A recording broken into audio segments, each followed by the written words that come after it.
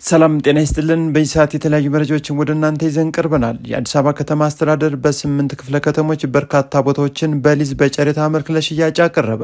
በሌላ ዜና በርካታ የመንግስት ሰራተኞች ያለ ፈቃዳቸው ደሞዛቸው እየተቆረጠ ነው ተብሏል። የደረሰን መረጃ ልናጋራችኋለን። የአፋር ክልልና የአፋር መንግስታት ወደቡን ለማምጣት የሚደረገው መስዋዕትነት እንጋፈጣለን ማለታቸው ተሰምቷል።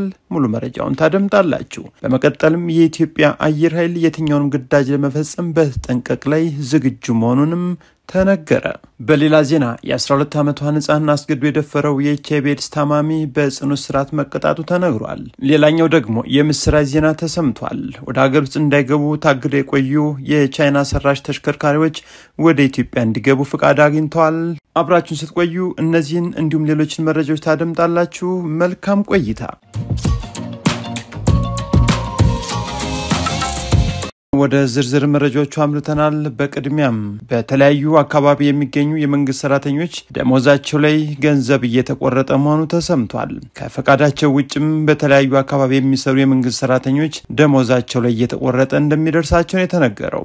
ይህም ህገወጥ አሳሳቢም ተግባር ነው ተብሏል። ይህን ያለውም የህዝብ እንባ ጠባቂ ተቋም ነው። ተቋሙ ከህግ ውጪ የመንግስት ሰራተኞች ከደሞዛቸው የሚቆረጥባቸው ገንዘብ ነገር አሳሳቢ ደረጃ ላይ ደርሷል ብሏል። የህዝብ እንባ ጠባቂ ተቋም በዚህ ጉዳይ ዙሪያም ተደጋጋሚ ቅሬታ እየቀረበልኝ ነው ሲል ገልጿል።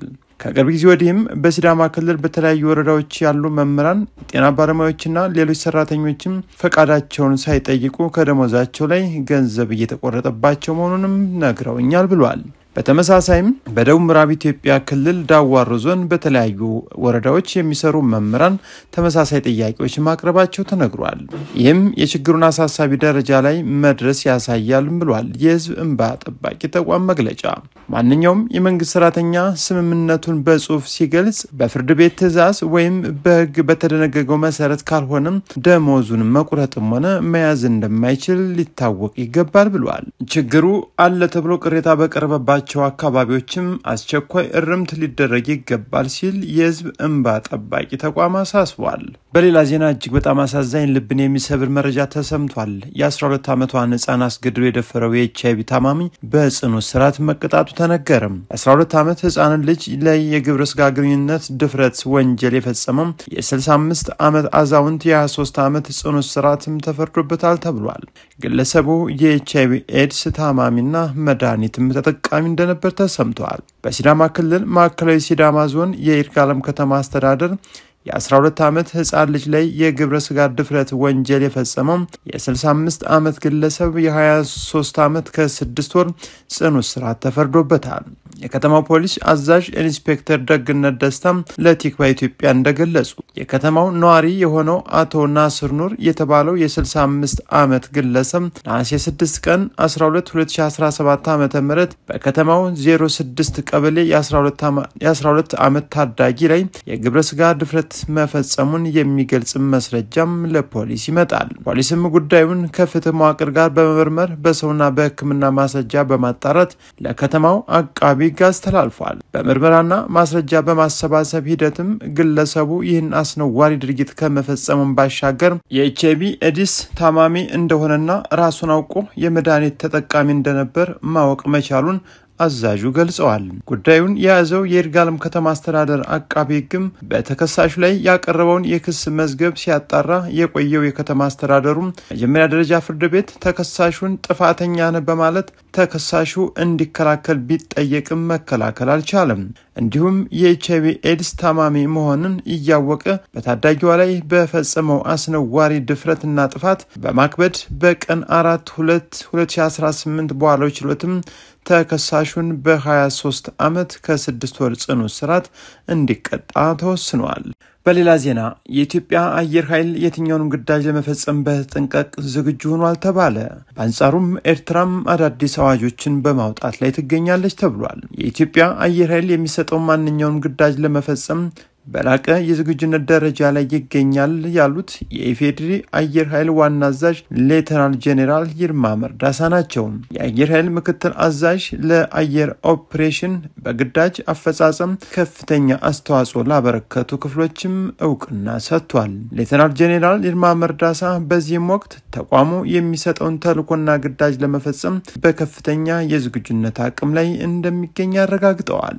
አየር ኃይል በአጭር ጊዜ ባከናወናቸው የለውጥ ስራዎችም አስደናቂ ስኬቶችን አስመዝግቧል ያሉት ዋና አዛዡ ይህም የአመራሩና የአባላቱ የጋራ ስራ ውጤት መሆኑንም አስገንዝበዋል። አየር ኃይሉ ምክትል አዛዥ ለአየር ኦፕሬሽን ብርጋዴር ጄኔራል ተስፋዬ ለገሰም በበኩላቸው ክፍሉ የኢትዮጵያን አየር ክልል በንቃት በመጠበቅ የተቋሙን የውጊያ ዝግጁነት እያረጋገጠ እንደሚገኝም አመላክቷል።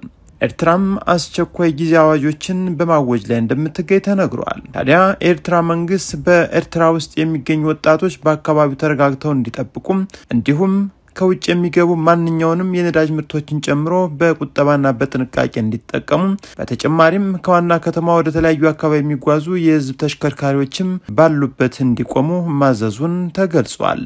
በሌላ ዜና የአፋር ክልል መንግስት የቀይ ባህር ባለቤትነትን ለማረጋገጥ ከፌደራል መንግስት ጋር በመተባበር እንደሚሰራ አስታወቀ።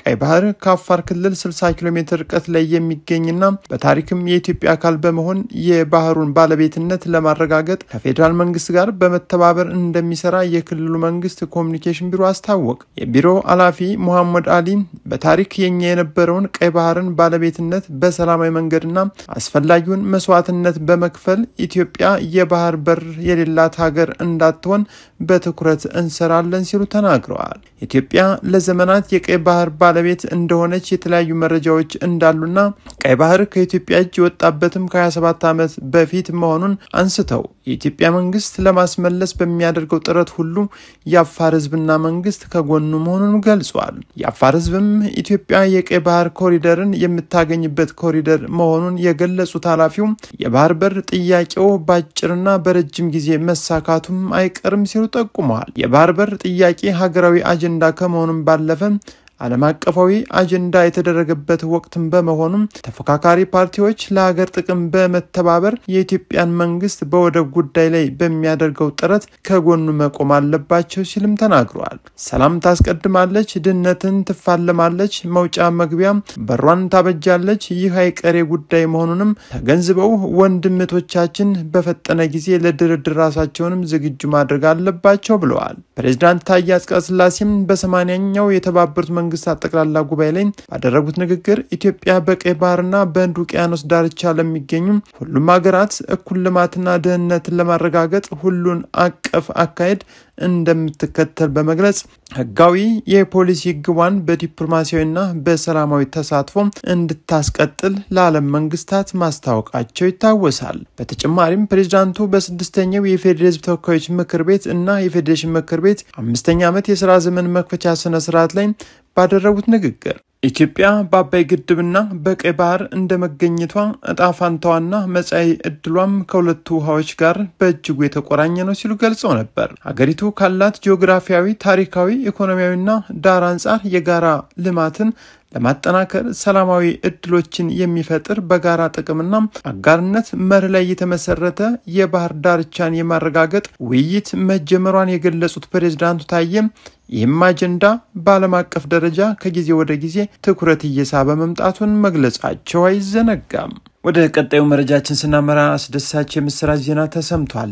ታግደው የቆዩ ሲኖትራክ ተሽከርካሪዎች ወደ ሀገር ውስጥ እንዲገቡ ተፈቅዷል። የትራንስፖርትና ሎጂስቲክስ ሚኒስቴር በ2017 ዓ.ም የቻይና ስሪት ሲኖትራክ የጭነት ተሽከርካሪዎች በጥራትና በቴክኒክ ጉድለት ምክንያት ወደ ሀገር ውስጥ እንዳይገቡ ጥሎት የነበረውን እገዳ በማንሳት እንዲገቡ ፈቅዷል። ሚኒስቴሩ ሰኞ ጥቅምት 3 2018 ዓ.ም ለጉምሩክ ኮሚሽን በጻፈው ደብዳቤ ከሲኖትራክ ተሽከርካሪዎች ጋር ተያይዞ ይቀርብ በነበረው የጥራትና የቴክኒክ ጉድለት ሳቢያ በሰውና ህይወት በንብረት ላይ ጉዳት እያደረሰ ያለውን አደጋ ከአምራቹ ኩባንያ ጋር ውይይት መደረጉንና መግባባት ላይ መድረሱን አስታውቆም ነበር። ከ5 ወራት በኋላም በተጻፈው ደብዳቤ ሚኒስቴሩና ከኩባንያው ጋር ባደረጉት ስምምነት በመጠኑ የማስተካከል ስራው መጀመሩን ያስታወቀው ከሚኒስትሩ የወጣው ደብዳቤ ገዳው ተነስቶ ማስገባት መፈቀዱን አስታውቋል። በመሆኑም ከጥቅምት 3 ቀን 2018 ዓ.ም ጀምሮ አገር ውስጥ የገቡት ተሽከርካሪዎች ላይ ማስተካከያ መደረግ እንዳለበት ስምምነት መደረሱና ከዚህም ቀደም የተገዙና ወደ አገር ውስጥ ለማስገባት በሂደት ላይ ያሉ ለማስገባት እንዲችሉ የማስገቢያ ፈቃድ መሰጠት መጀመሩ ተገልጿል። በጭነት ተሽከርካሪው ላይም በውስጥና በውጭ 360 ዲግሪ የሚያሳዩ ካሜራዎች፣ የፍሬን ጥንካሬ፣ ከተፈቀደ ክብደት በላይ ሲጫን የሚያሳውቅ ማንቂያም፣ ጭነት በየቦታው እንዳያፈስ የሚከላከል የጣሪያ ክዳንና መሰል ችግሮች እንደነበሩ ሚኒስትሩ አሳውቆም ነበር። ተሽከርካሪው በተገኘበት ችግር ምክንያትም ከግንቦት 2017 ዓ.ም ጀምሮ ወደ ሀገር ውስጥ እንዳይገባ ለአስመጪዎች ሙሉ በሙሉ የማስገቢያ ፈቃድ መከልከሉን ማሳወቁ ይታወሳል። ወደ ሌላኛው መረጃችን ስናመራ የአዲስ አበባ ከተማ አስተዳደር በ8 ክፍለ ከተሞች የተለያዩ 384 ቦታዎችን ለሊዝ ጨረታ ማቅረቡ ተነገረ። አስተዳደሩ በዘንድሮ በጀት ዓመት ብቻም የመሬት ሊዝ ጨረታን ሲያወጣም ያሁኑ ለሁለተኛ ጊዜ ነው። በ2011 ዓ.ም የከተማ መሬትን በሊዝ ለመያዝ የወጣው አዋጅም የከተማ ቦታ በሊዝ የሚያዘው በጨረታ ወይም በምደባ ስልት እንደሆነ ይደነግጋል። የአዲስ አበባ ከተማ አስተዳደር አቋርጦት የነበረውን የመሬት ጨረታም እንደገና ከጀመረበት ከግንቦት 2015 ዓ.ም ጀምሮ 6 ዙር ጨረታዎችንም አከናውኗል። ለሰባተኛ ጊዜ ለሚከናወነው በአሁኑ የሊዝ ጨረታም የተካተቱ መሬቶች በቦሌ፣ ለሚኩራ፣ የካ፣ ንፋስ ስልክ ላፍቶ፣ አቃቂ ቃሊቲ፣ ኮልፌ ቀራኒዮ፣ አዲስ ከተማና ጉለሌ ክፍለ ከተሞች የሚገኙም ናቸው ተብሏል። ለተለያዩ አገልግሎቶች የተዘጋጁ ናቸው የተባሉት እነዚህ ቦታዎችም ባለፈው ዙር ከቀረቡት 252 ያህሉ ብልጫ አላቸው። በአሁኑ ዙርም መጫረት የሚፈልጉ ግለሰቦች የጨረታ ሰነዱን እስከ ጥቅምት 14 ቀን 2018 ዓ.ም ድረስ መግዛት እንደሚችሉ የአዲስ አበባ ከተማ አስተዳደር የመሬት ልማትና አስተዳደር ቢሮ አስታውቋል። ተጫራቾች መሬቶቹ የሚገኙበት ቦታ ድረስ በመሄድ እና አጠቃላይ የቦታዎችን ሁኔታ በማየት ዋጋ ማቅረብ እንዳለባቸው ቢሮው ከትናንት በስቲያ ሰኞ ባወጣው የጨረታ ማስታወቂያ ላይ ተመልክተናል። በሌላ ዜና ኢትዮጵያ የኒውክሌር ቴክኖሎጂን የሚያስተምሩ መምህራንን በሩሲያና ቻይና እያሰለጠነች መሆኑ ተነገረ። በዘንድሮው የትምህርት ዘመንም ከውጭ ሀገራት የኒውክሌር ቴክኖሎጂ ትምህርትን መስጠት የሚያስችላቸውን ስልጠና አግኝተው የተመለሱ መምህራን መኖራቸውን የኢኖቬሽን ቴክኖሎጂ ሚኒስቴር ገልጿል። የአዲስ አበባ ሳይንስና ቴክኖሎጂ ዩኒቨርሲቲ እንደ ልህቀት ማዕከል፣ የባህር ዳር ዩኒቨርሲቲ ደግሞ በሁለተኛ ዲግሪ የትምህርት መርሃ ግብርም ካልኩለም ቀርጸው ማስተማር ጀምረዋል ተብሏል። በሚኒስቴሩ የቴክኖሎጂ ልማትና ሽግግር ክፍል ኃላፊና የኒውክሌር ፕሮግራም አስተባባሪ ተክለማርያም ተሰማ በእነዚህ ሁለት ከፍተኛ የትምህርት ተቋማት በመምህርነት ሊያገለግሉ የሚችሉ ዜጎች በሩሲያና ቻይና ስልጠና አግኝተው እንዲመለሱም እየተደረገ ነው ብለዋል። ሀገሪቱ ለዚህ ቴክኖሎጂ የሚያስፈልጋትን የሰው ኃይል ወደ ውጭ ሀገራት እየወሰደች ማሰልጠን አትቀጥልም ያሉት አስተባባሪው እዚሁ የሰለጠነ የሰው ኃይል ለማፍራት እየሰራ መሆኑንም ነው ያብራሩት። ለኢትዮጵያ የኒውክሌር ቴክኖሎጂም የወደብ ያህል ያስፈልጋታል ሲሉም አጽንኦት ሰጥተው ተናግረዋል።